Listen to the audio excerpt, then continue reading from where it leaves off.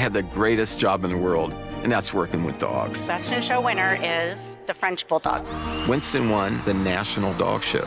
It was amazing. It was exciting. And to have a dog to be #1 dog in this country, you have to have great nutrition.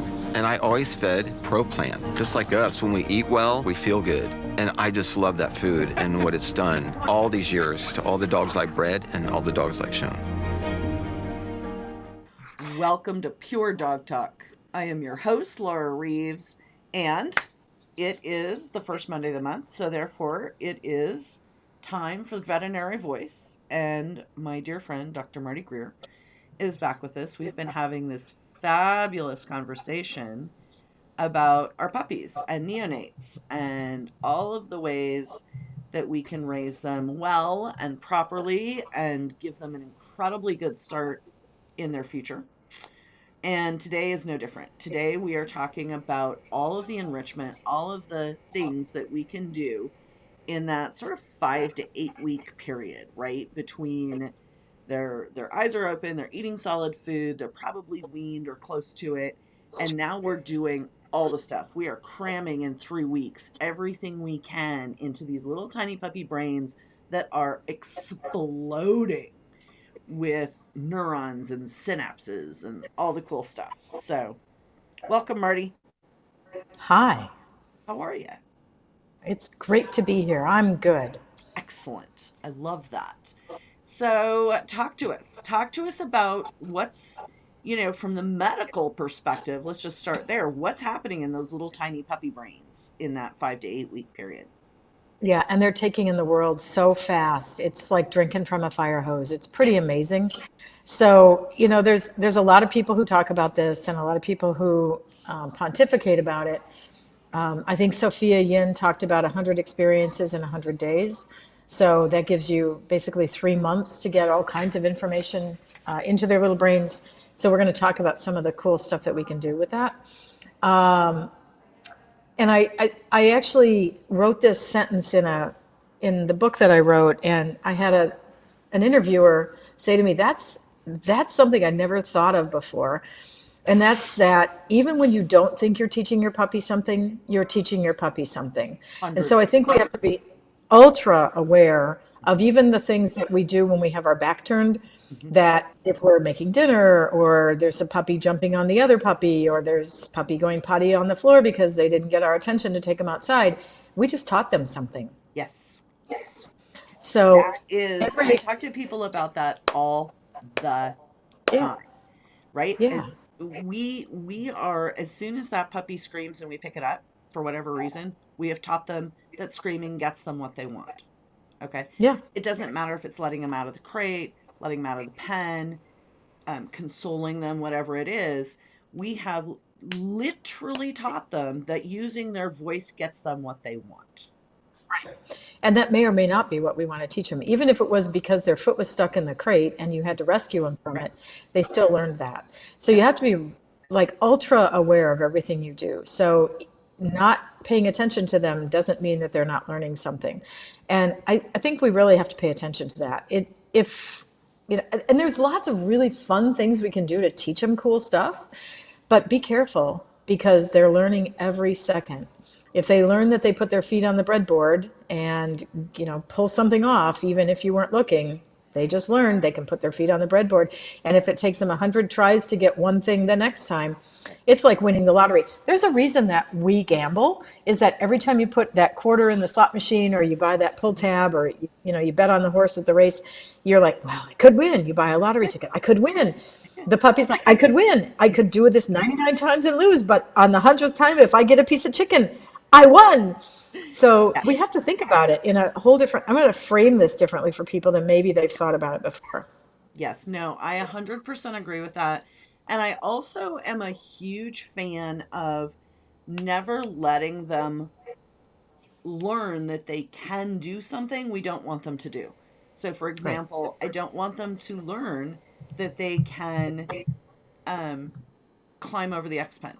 I don't want them to learn that they can have an accident in the house, right? Like I am so hyper aware about all of those things because I have wire hair pointers, right? And they're already stupid smarter than they need to be. And so, and Oh boy. so when I give them any opportunity, they will take that inch and make it into 100 miles. So for me personally, in the breeds I work with, it is so hypercritical. So let's talk about some of the things that we can do proactively, right? Sure. About, expanding their little brains. So one of the experiences that I had with Patricia McConnell, and God, I love that woman. She's retired, of course, but Right, she's still got some nice right, books on the market. right. Is we went to a dog days of Wisconsin summer camp for dogs, and I was Okay, on staff as a veterinarian there, and she set up this exercise for the humans that were there, and these were typically middle-aged women that had a single dog, and that right, was their whole life. That was right. their whole life. And she set up an experience that we were all in a room that had fairly dim lighting. There were probably 80 of us in the room, sitting in chairs, sort of all facing the front of the room. And she turned a boom box on in each corner, playing a different tune. And then she started blowing or bouncing balloons up in the air that we were supposed to keep aloft. And as we were doing that, she'd handed us a piece of paper and a pen, and she was walking through the room saying words that we were supposed to write onto the paper. And it took until the fourth word before I even heard her speaking that she was giving us that information because there was so much going on. And I said to her afterwards, the only thing you missed is you didn't have popcorn popping so that we had the sensation of smell as well. Smell, And right. her comment, the whole purpose of this exercise was to say, this is what our dogs feel like when they go to the dog park, go to daycare, go to a training class. When you're trying to talk to them, they don't even hear you the first 4 times you say something because there's so much sensory input. It's like walking a kid into a candy store. It's so much sensory input that they can't focus and they Yeah. can't really understand what you're trying to do. So I think that helps again to frame it. I mean, having been in the room, it helps more than me describing it. No, But I it as soon as you were saying it, I'm like, oh yeah, that's their little brains, particularly their Yeah, little brains. right. So we think about our little tiny puppies, and there's all this stuff going on. They've got litter mates, they've got other dogs in the house, they've got smells, they've got sounds, they've got all this stuff. You don't want them to hear the ketchup bottles make that funny squirty noise when it's almost empty when they're in their new home for the first time, and it freaks them out. So you have to really think about all the input that we want to have for our dogs. How do we set them up for success? How do we provide them those things? So I do smell, I do touch, so I give different surfaces. We do different visual things, we do different toys. There's different tastes, so there's so much we can do. So my fun things are things like let's give you a different fruit or vegetable every Right. day. So you get exposed, even if you don't eat it, you still smell it. I will take a cantaloupe, scoop the seeds out, cut it in half, scoop out the seeds, and then cut it like a grapefruit, so it's Mm, in sections, mm. and put it down in front of the puppies, and they have a blast. Oh yeah. I'll put down a cherry tomato because you Right. can't do a grape. Put down a cherry tomato and let them chase it around, and then Carrot. eventually eat it. Carrots, apples, peeled bananas. Most dogs don't like citrus. Most dogs don't like pickled things, but broccoli, lettuce, cauliflower, celery, all the things other than grapes, raisins, onions, and cobs of corn are all fair game. So that right there, you can have 30 experiences by just going to your refrigerator and sharing what you're planning on feeding your family anyway. So, buy an extra banana, buy an extra stalk of lettuce, or a stalk of celery, buy some extra broccoli, buy something extra while you're at the grocery store. And there's 30 experiences if you eat a varied diet of fruits and vegetables. I love barrier challenges. So particularly again, so we have both of us really smart breeds, right? So I and high drive. So I need to early on teach them patience, teach them problem solving. And so, it starts out kind of simple and it gets more complicated as we go along. To the point that I have a video of the puppies having to go up a set of stairs, down a slide, through a tunnel, like a little cat tunnel, to get to their breakfast. Right? And they're all like, Right, and so those are the types of things, ball pits, what do you call them? The hanging, you know what I'm talking about. right. The sensory centers, yeah. Those Yeah, the enrichment activity centers. boxes, adventure boxes. That's what they are. Right, right, right. Um, And those are fun because you can change those out. I have mine set up with chains on them, so I can take the hand mirror off that they can see each other in, and then hang up a ring full of like those oven liners, those noisy ones for electric stoves. So you can hang those up, and then you can hang up a tennis ball, and then you can hang up a spatula or a couple of spatulas so they clank on each other. You know, you can change those out. Again, you go to the dollar store and you'll fill your cart, but when you fill your cart, it's $30, and so you have this whole array of Dollar store really and amazing things. like a Value Village or a thrift store. Love that. Right, All kinds right, of and then stuff. right, and I take all the kids' toys that people have for their children. I'm that person that drives down the street and stops my minivan and picks up stuff that's for sale or for free on the edge of the curb, or I'll go to a rummage sale, garage sale, take sale, whatever you call it, and buy little kids' toys because they're bright, they make interesting noises, they move in funny directions. And even if the dog doesn't play the piano, if they step on the keys, they still make interesting sounds. And that's, So, I love those mats, right? Where they run across yeah, them and it plays. Oh my God. yes, And the dogs yeah, love them. Like they yeah, figure it out. Like, oh, yeah, look, yeah. I can make, you know? Right. So I do the ball pit with water sometimes in the ball pit. So they also have the experience of the Yep, little ducks or balls floating. yep. They can get in the water if they want to. There's just so many creative things that you can do that there's really no end to it. I know people, and I'm sure this has been talked about before, they'll start introducing smells as soon as the puppies are getting their early neurological stimulation on day 3. And Yep. we don't want to overlook that. There's been some interesting data about that. But you start doing your 5 steps, which is head up, head down, on their back, tickle the bottom of their foot and put them on a wet cold towel. The 6th step is to add some kind of scent to it, a smell. And I know the kits on Etsy, but you have a kitchen. Go out to your kitchen and Nutmeg, cinnamon, you know, honey. I mean, whatever it happens to be, you've got a whole array of interesting things that you already have in the house. So you don't have to go buy stuff. You can just use the resources that you have and let them start to encourage them to start sniffing different things so that they have those experiences. I love it. Okay, so I'm sorry, you guys. I am looking down at my phone because literally the first puppy was just born in Iowa that I'm helping. So, Woohoo! All right, um, congratulations. That's yeah, exciting. sorry. She tried to call in while we were recording. I'm like, no, I'll text you. So now I'm like looking down at my phone. So anyway, Sure. sorry, y'all. Okay. Um, So there's also surfaces. So you can either have different surfaces. So when you go to Walmart, you literally can buy 11 kinds of bath mats. right. And I did this during COVID. I bought 2 of each. And I'm sure the people at the checkout thought that this crazy woman was buying 22 bath mats. What was wrong with her? But they have ones with round holes and square holes. They have mesh. They have shiny ones. They have not shiny ones. They have slatted ones. They have all kinds of different textures, bristly ones. So again, you just gave your puppy 11 experiences, puppies 11 experiences by simply throwing a different bath mat into the whelping box every day. And then those go in the wash. I just throw them in my washing machine, hang them to dry. They dry beautifully. They're really super easy. And then you've got the unsteady surfaces Yeah. Wobble like the wobble boards. boards and right, and the little tiny baby agility sets, which the little dog block and the A-frame and the teeter are like 2 inches off the floor so that they don't get hurt, but they still have that experience of stepping on something that isn't steady. And it gives them some confidence because when they go out into the world, they need to know that. They need to be able to walk down a flight of stairs that doesn't have backs on them. If all of your stairs they can't see through, but the next set of stairs they see when they go out in public, they have to see through, or it's a longer flight down. You want them to have the experience that they have that confidence that they're not going to be upset about it. Right. Trupanion is revolutionizing medical insurance for pets by providing the best possible experience to our members. And it's not some space-age dream. It's happening now.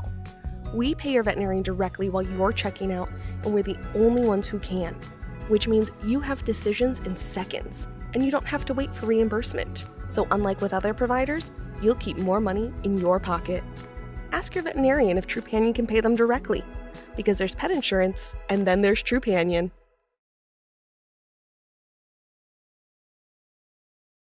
I'm Laura Reeves, the host of Pure Dog Talk, and I'm coming today to talk to you about Brilliant Pad. And it is amazing and an incredible way for me to do my potty training with the puppies and not ever have to touch any yucky stuff. Frillian Fad literally rolls the mess up and you never touch it. So I really wanted to talk to you guys about that, share with you the experience I had with it. It's like the most amazing thing you've ever seen. The other thing that I do a lot of, and again, this is sort of, I guess, bird dog specific, but I know a lot of people that do it. We do adventure walks, right? So once they get to 5 and 6 weeks old, assuming the weather is conducive, I have enough room that we go out in a big pack, and I'm like the Pied Piper of puppies. And I go walking, and I mean, for me, this is part of litter evaluation, right? I want to see who's the boldest, who's the Right. shy one that hangs back, right? Who's like balls to the wall, and I have to go dig them out from under a bush, you know? those kinds Right. of things are so incredibly important for puppies. Right. And people often misjudge their puppy. The puppy that seemed really confident at home becomes a puppy that's hanging back, and the puppy that you thought wasn't bold turns out to be. Mhm. So those exercises are really important because they will surprise you many times. You're like, "What? Who are you? Like, where did you come from? I thought you weren't this puppy." So it's pretty fun. And then riding in the car. My puppies go to work with me every day. So they are in the A car nice twice a benefit. day from the time they're born. Yeah, from the time they're born until the time they leave my house. And people are like, "Oh, I thought she'd be car sick or I thought she'd be nervous." Now, of course, they only ride safely in a crate because I'm absolutely strict about it. I've rolled a car, and if you roll a car once with a pet in it, I mean, my cat was in a crate. Thank goodness, my kids were hanging from their seatbelts when we were wheels up. So it's a big deal. You go online and you look at car accidents. I have very, very, very, very safe crates in the back of my Subaru. I have, very strict requirements, and I am shocked by the number of people that bring their dogs to the practice, even professional people, not just pet dog people, but dog professional people that just have them riding loose in the car. For instance, we've just done a surgical breeding or we've done a TCI. We've just put $5,000 of progesterone tests, semen, and procedures into your dog, and you're just going to let her jump back and forth over the seats? Because why? When she lands across the seat and pushes on her abdomen and all the semen squirts out, I'm not responsible for that, man. Hmm. You're on your own. That gives me So a I think nauseous stomach ache, just so you know. but it happens all the time. And I had a client that sold a puppy to a new family. On their drive home, they got in a car accident. The puppy was in the owner's lap. They got in a car accident. The puppy escaped from the vehicle. So they'd had the puppy under an hour. The puppy escaped. They were taken to the hospital by ambulance. And they finally found the puppy 8 hours later using heat-seeking drones in a marsh. If you had the puppy in a crate, A, the puppy would be unharmed by the car accident, and B, it would not have escaped. So why do we think even that first trip home is safe and secure in your lap? If you're sitting in the front seat and the airbag deploys, it can kill a puppy. Yeah. So please, people, use a crate. I bought mine from Trans Canine in Scotland. They're custom made to fit the back of my Subaru. They are durable. You can lock them so that if you have to walk away from your car with the tailgate open at some event where it's too warm, you can lock them in safely so nobody can steal them. No, one person cannot lift this out of the back of the car. It would take 2 or 3 people to lift it out.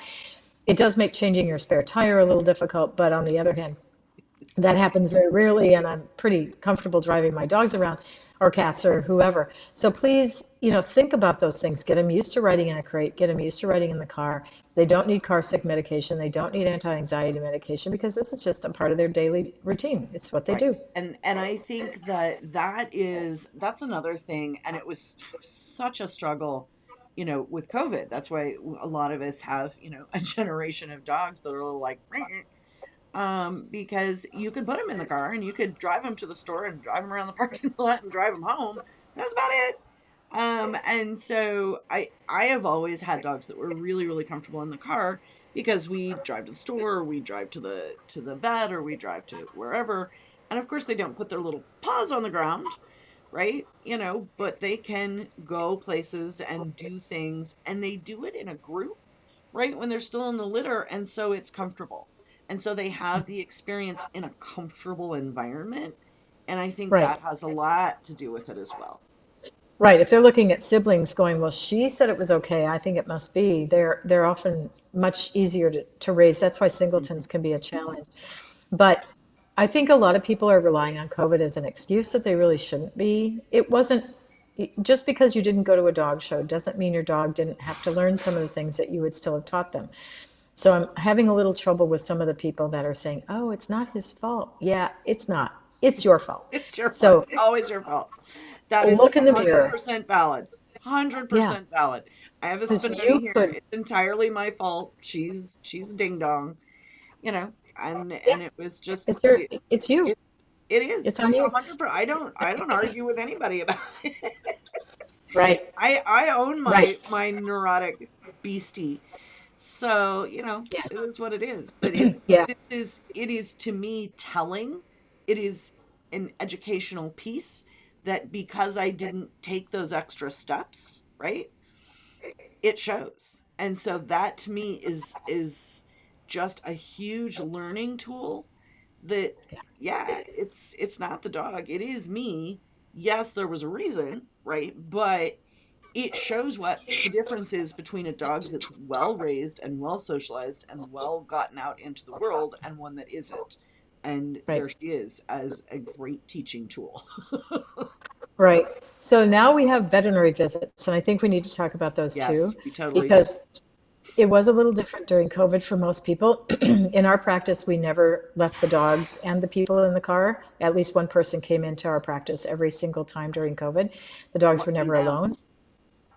And I have a friend who wouldn't take her dog to her local vet. She lives an hour from us because he was old, he was blind, he was deaf, and she said, I can't send him in there by himself. He doesn't understand what's going on. He can't take in all the stuff. But anyway, with puppies, I'm very, very careful with my puppy visits, and I think all of you have the ability to orchestrate that, even if your veterinary team isn't able to take the time that it takes to make this happen. But we had a puppy in this week that came in for his first visit. He was fine. In the meantime, he went to a groomer for a nail trim, came back pretty upset about that experience. So when he came to see us for his second visit, he was unhappy about receiving the injections. So we ended up having to delay some of them. So when he came in this week, all we did was peanut butter, cheese puffs, ginger snaps, a little bit more peanut butter. Here's your injection. Okay, here's the table. Get on and off the table. We have tables that go up and down. Mhm. So he was on and off, on and off, on and off, on and off the table. He's a King Corso. He's going to be 130 pounds of teeth if we're not careful. Yeah. So we're working really hard with him, and you can do this with your puppies. Um, we have those lick mats on the exam tables. So Mhm. when the puppy comes in, if they're getting vaccinated, examined, microchipped, whatever, they're getting squeezed cheese, peanut butter, marshmallow cream is really fun if the puppies aren't familiar with some of these things. And some of them will eat peanut butter for the first time, and I'll be like, "Your dog hasn't had peanut butter," and they're like, "No, no," and I'll turn and look at them and say, "So now your dog knows about peanut butter." They're going to go home and say, "So how long have you known that peanut butter existed and you did feed me?" Like, see, you're busted now. So you need to go buy this stuff. My favorite thing is muffin tins. I love muffin tins. At the vet clinic, I stick a ginger snap, and I use ginger snaps in our practice a lot because I have people that are like, well, she'll get car sick if she eats too much. So if we feed them ginger snaps, they don't get sick in the car. So when I go to the dollar store, I buy 4 cases at a time. They think I'm crazy. And then they look at me and go, oh, yeah, you're the lady from the vet clinic. Yes, yes, I am. So I take a ginger snap, I stick it in the bottom of a metal muffin tin with peanut butter. First time on the curb side down so that the puppy can rock it and get it out. The second time flat side down. You can fill a whole muffin tin with those and keep the whole litter busy. Instead of trying to talk to a client when they're holding a puppy that's wiggling, chewing on the chair leg, all the things that they do at that, you can have a nice tool to distract them. And then at home, I use muffin tins for people that have difficulty with their puppies eating too fast.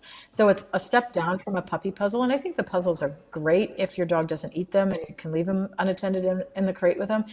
But the muffin tin, you can put their kibble in. You can freeze it in chicken broth or yogurt or scrambled eggs or whatever.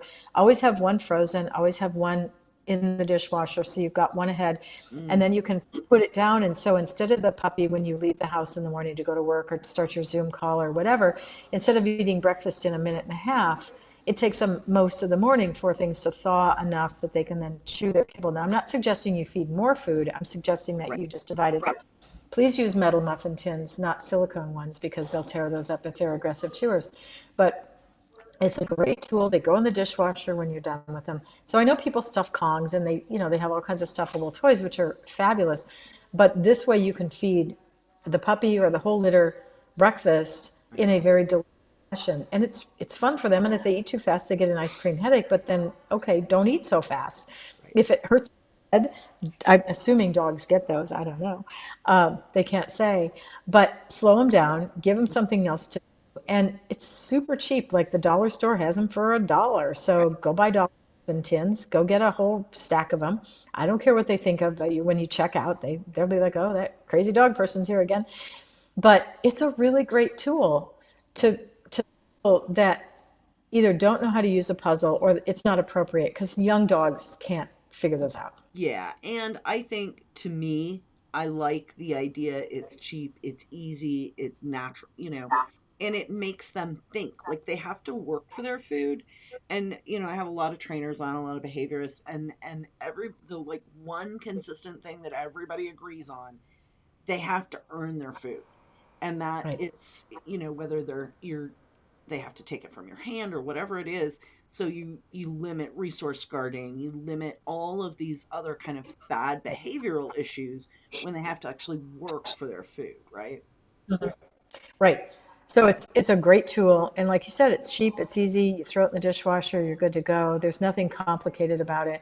Everybody has access to it. You don't have to order something special online. Chicken broth, make your own, folks. Throw the chicken bones or the beef bones in the Instant Pot or the crock pot, cook them down. I'm assuming people still buy some kind of meat with bones. Maybe I'm wrong, but you don't have to buy anything. You just do it, And just make it happen. And then I do those it all the veggies time and put that I it in the cook, freezer. So, yeah, there. the veggies that I cook, that when I cook the celery and the carrots down in the chicken stock, then those go to the dogs. So they get those, they get nice, soft, tasty vegetables, and it gives them some variety. So they have something different every day. They look forward to it. It's just really fun to do. Um, and that's the whole thing about having puppies is it really should be fun. It should be enjoyable. You should Joyful. have fun with them. I had a client in yesterday that's due to have puppies next week, and she's been terrified by, this is her first litter, by some of her friends and some of the things that they've told her that she can do and can't do. And I'm like, have fun. Like puppies are fun. Yes, the whelping can be a little stressful, and yes, there's a lot of poop. I get that. I've raised dogs for 35 years. I'm not naive. I still clean up after my puppies. I'm, you know, I don't have staff. So I do all that stuff, but just relax and enjoy them and think of all the creative things that you can come up with. So go online, talk to your kids. Sometimes kids come up with the best ideas. Puppy If you party. That's the only yes, other thing I wanted to add to this is how important I think, and I love them, puppy parties are. You mentioned kids. I don't have kids in my house. I've never had kids in my house. Every single one of my dogs goes away from my house exposed to children at least once, right? Because I have yes, puppy parties. Invite all your friends and their kids. When the puppies are old enough, make sure they're, set up your biosecurity, right? But right, bring over new people. They have to see new people, men, right, women, children, handicapped people, right? Different color yeah, people. Like, right. it's a thing. Right. Tall people, short people, people with hats, people with umbrellas, people with all kinds of things. And you do need that exposure. And as long as you invite the children over and teach them that they have to sit on the floor to hold the puppy, Yep. because you can't fall off the floor, you can fall out of somebody's arms. My attorney was buying a Bernese Mountain Dog for my daughter and dropped the puppy, and he's 6'4". So we have a rule at our house. You cannot hold the puppy unless you're sitting on the floor cross-legged, and then it's safe. Have the kids wash, have the kids take off their shoes. Same with the Remember grown-ups. most. Right. Most of the stuff kids carry don't transmit to dogs, but have them sit on the floor, have them have a good time. And it really is fun. We used to have people that would send their puppies home with me for the kids, just to have the kids socialize with them. But if you don't have access to kids, go to the park, go someplace that there are children. And then what I do is I take along something like a Ziploc bag full of cheese-filled Ritz crackers, Mm-hmm. uh, something that if you give it to the kid and say feed the puppy and the kid accidentally puts it in their mouth because they're too young or too hungry to really understand that that was supposed to be fed to the puppy, you didn't just have the kid eat a dog treat, because the parent will be like having a heart attack even though it's food grade human safe food grade food, but they'll freak out. So those little cheese filled Ritz crackers are perfect because nobody's allergic to them most of the time. I mean, they're not allergic to the peanut butter, so you can get that peanut butter out of there. And the kids can feed the puppy, eat one for them, feed one to the puppy, and then they've had a lovely experience with a child where it didn't run too fast, it didn't scream, it didn't try to pick you up, it didn't take away your food, because that's what children do. No wonder dogs don't like children. If you think about it, they're not charming little creatures when they're at that 3-year-old screeching, running around with their arms in the air stage. So it's a really nice way to introduce children if you don't have access to them any other place. Now, you don't want to look like you're the stalker at the kids' playground, so you have to be a little careful that you're not trying to throw them in your van and drive away. But just be aware that that's an opportunity for you to share that kids get some exposure. Because why would dogs like children if they've never had a positive experience? They pull your whiskers. We could spend an entire podcast, like we're out of time, but we could spend an entire podcast on how do you bring a new puppy into your home with your child, and how do you teach children and puppies to interact properly and appropriately together. That might be a topic for next month, Marty. What do you think? I think that's a great idea. I think that's really good because we can really have some fun with this too. So so just get your puppies out there, man. It is your responsibility. Do not blame COVID. Do not blame anyone else. You are the grown up. You need to take charge of your puppy. See what happens when you don't do the work. I think a lot of people have already found that out. Yeah, it's an unfortunate learning experience. So we don't need to had it, honey. We don't need to repeat that. We know how to do that how again. It works. Exactly. All right, Marty, thank you so much. I look forward to talking about puppy kiddo introductions next month. That sounds great. Sounds great. All right, see you then. All right.